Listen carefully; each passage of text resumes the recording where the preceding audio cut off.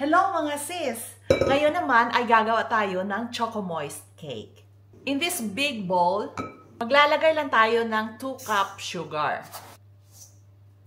1 1/3 cup cocoa powder.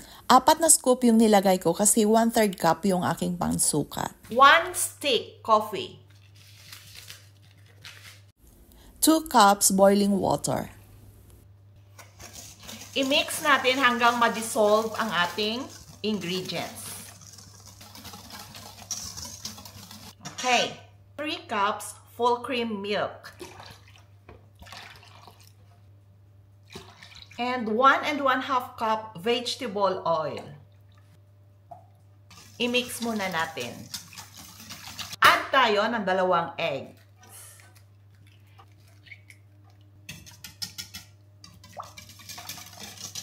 1/4 teaspoon salt, 2 teaspoon baking soda, 2 teaspoon baking powder, 1 tablespoon white vinegar.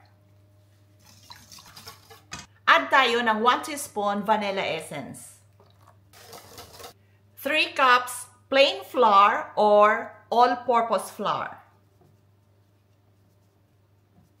Ihalo lang natin.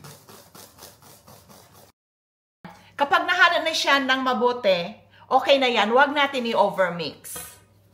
I-strain natin para mawala yung buo-buo.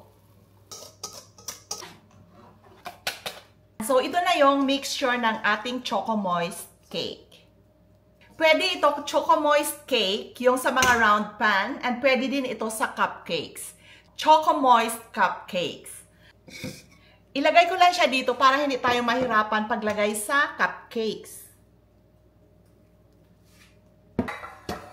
Kapag maglagay kayo, bali 3/4 lang yung kadami ng ilalagay nyo.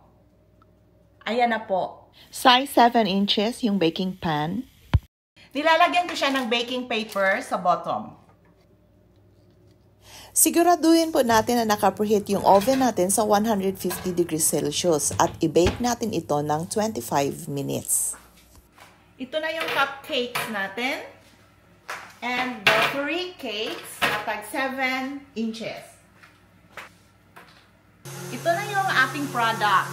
So, ito na yung cupcakes natin. Napaka-flat siya masyado. Choco moist talaga. Ito na ang nagawa natin. So, ililipat na natin dito. Tadaan! Ang dami!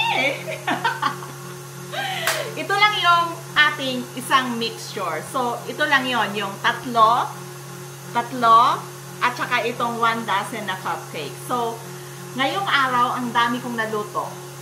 Woo! Okay, thank you so much for watching and see you next time.